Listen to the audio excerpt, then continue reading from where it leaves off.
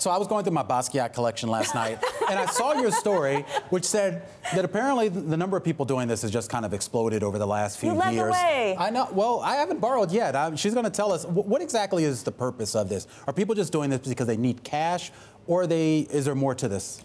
Well, people always need cash, right? Cash is king. And so if you have this Basquiat and it's hanging on your wall or is in your Freeport or whatever, you know, you can also borrow against it. And if you're a client of JP Morgan or Morgan Stanley or Goldman Sachs, these banks will lend it to you at very low rate. And we've reported before that some rate, you know, we're talking about 1% loans. So it's essentially free money that they can then deploy in however way they need, you know. And then the artwork is collateral, is that? Artwork is collateral, but actually the numbers are based on artworks. But banks look at the overall financial picture of the client. So they don't take it from you. They leave it on your wall so you can boast and you can say, oh, there's my Basquiat, but you also have this credit line against it.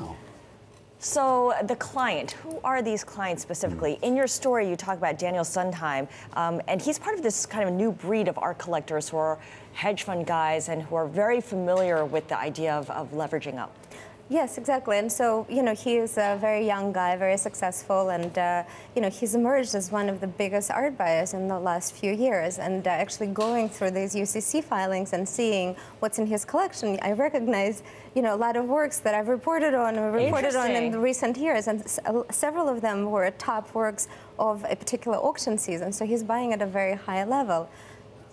Well, so one interesting thing, though, about his collection that was kind of brought up in the story was that I don't know if it was him, but some art buyers are taking out lines of credit on one piece of artwork and then using that to leverage up to buy, I guess, a higher price piece of artwork, or is that what they're doing? He's done that, actually. He's done that. Yes, and in a way, that's pretty smart, right? Art collectors do that a lot. Art collectors often prune their collections. They start as any but then they usually have to sell something first, right? Exactly, and sometimes you don't, you know. And in this case, and he owns some Twombly's. Those are his. He owns this Twombly he bought several years ago, and it's the third most expensive Twombly at auction. But he also owns the most expensive Twombly at auction. Of course. And this painting. That's it. That's the most expensive Twombly. Yeah, $70 million. But you know, it's a significant painting, and you know now he has. But it's not one work that they are borrowing against. You know, but in case of JP Morgan, he has 29 works, well valued at like $300 million.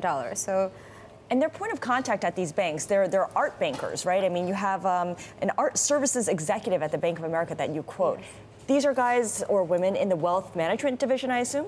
Yes, private wealth, and they focus specifically on collectors. And you know, banks use it as really an extra service to their clients to retain these clients, to make sure they, you know, with them. And it's really a booming area. And one thing you had in your story too was this idea that a lot of people who are resistant, art owners who are resistant to taking part in this, are now looking around and they're seeing all their wealthy friends doing, and they're saying, I want to get on this action too. Exactly. I mean, you had a quote basically said, I'm at a dinner party with my friends and everyone's doing it but me. Exactly. Which is like the perfect reason to do something, right?